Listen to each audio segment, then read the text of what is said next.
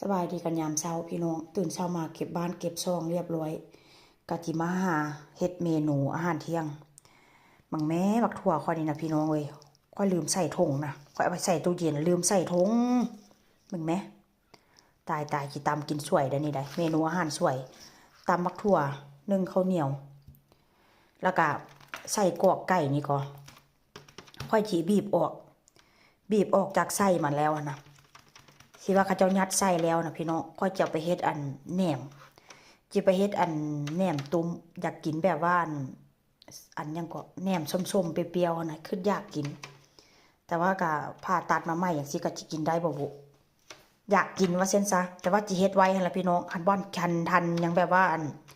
ยังกินบ่ได้หั่นก็ค่อยก็สิแช่แข็งไว้เห็นบ่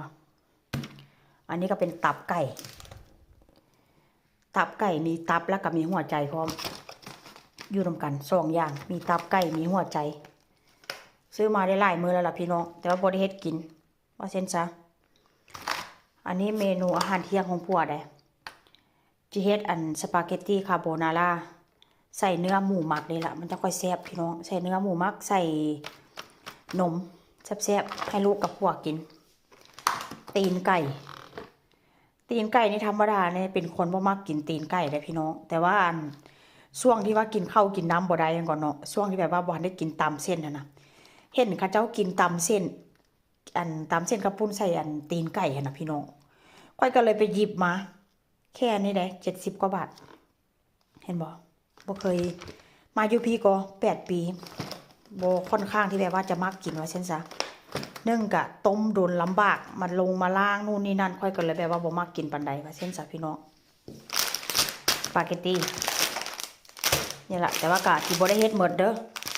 เฮ็ดประมาณน้อยนึงนี่แหละเพราะว่าสปาเกตตี้เวลาเราต้มแล้วเส้นมันก็อืดขึ้นเพราะฉะนั้นแล้วอันนี้เป็นเมนูอาหารเที่ยงพี่น้องมาเด้อมาแซ่บๆนำกันเด้อกล่องข้าวเหนียว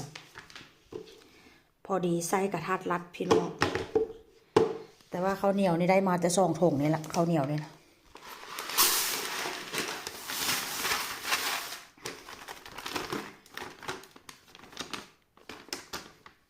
ถุงอันแบบว่า5 กิโลบ่ได้ขายบ่เจ้าคือบ่มาขาย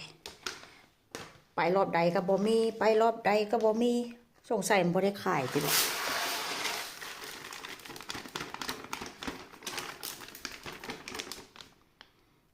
ข้าวเหนียวกาช้างคู่ชนิดพิเศษเบิ่งไหมความงามพี่น้องงามบ่มีเม็ดเครื่องบ่มีเม็ดกะ